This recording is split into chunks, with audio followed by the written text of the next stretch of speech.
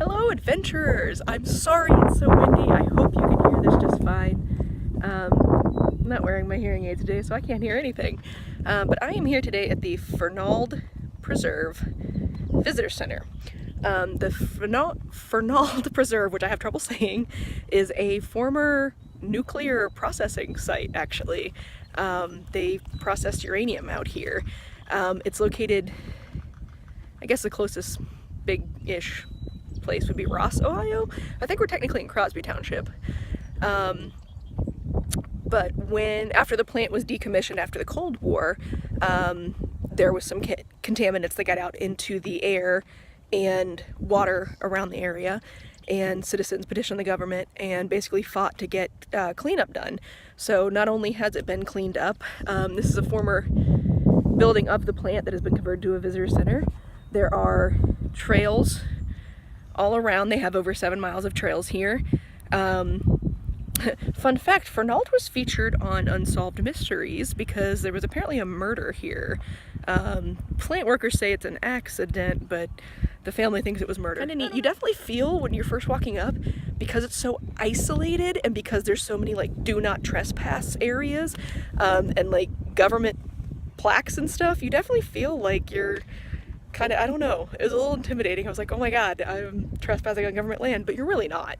It does stay open to the public on all the signs. The visitor center is also a little museum with kind of the history of it, and some information on sustainable energy and sustainable practices. So it's really not trespassing, but interesting.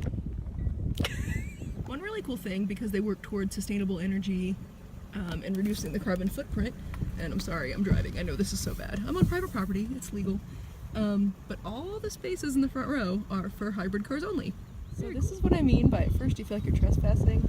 There's so many authorized personnel only signs everywhere, and knowing that this was a government facility is just terrifying. Okay, so we are at the Lodge Pond at the Fernald Preserve, which by the way is a giant place.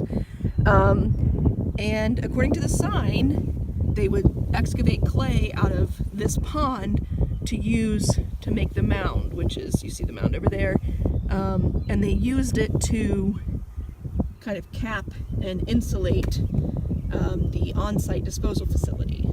So interesting. Oh, also during the site's production years when they were building the plant, a trap shooting range for use by workers was located here. So kind of interesting, a little bit of history. Okay, so site overlook, yeah, cool. Again, you really start to feel like you're trespassing on some government property or something here. It's kind of creepy. Okay, so just to give you an idea of how big this place is, that is the visitor center way over there. So we're now at the overlook site, which talks a little bit more about how this was a uranium metals production during the Cold War. The land was actually bought from, well, I say bought, from 11 different families. They used eminent domain for the ones that wouldn't sell. But basically what they did was they, small amounts of highly contaminated waste were sent off-site, but larger amounts of less contaminated waste were secured on the site. And that's that mound over there. When we were over at the pond, we talked about how they excavated the clay and used that as a cap for the mound, and so that's where some of the low-level radioactive waste. So this engineered structure contains nearly 3 million cubic yards of low-level radioactive waste, consisting of 85% soil, 15% building debris. 800 feet wide, 3,700 feet long, 65 feet high. But it is encapsulated, so apparently it doesn't leak radiation to the surrounding areas. So this gets a little more into the history. For 40 years, workers turned uranium ore and recycled materials into high-purity uranium metal. Every pound of metal resulted in 3 pounds of waste. Leftover uranium, and 136 acres of industrial building materials made the project one of the largest environmental cleanup operations. So here's what the whole place used to look like. All the processing plants, we are there. Here's what it looks like aerial view today. We are there. Here's the pond that was the borrow site where they excavated the clay. Over there's the visitor center, but there's the back trails. Here's the mound that they talked about earlier.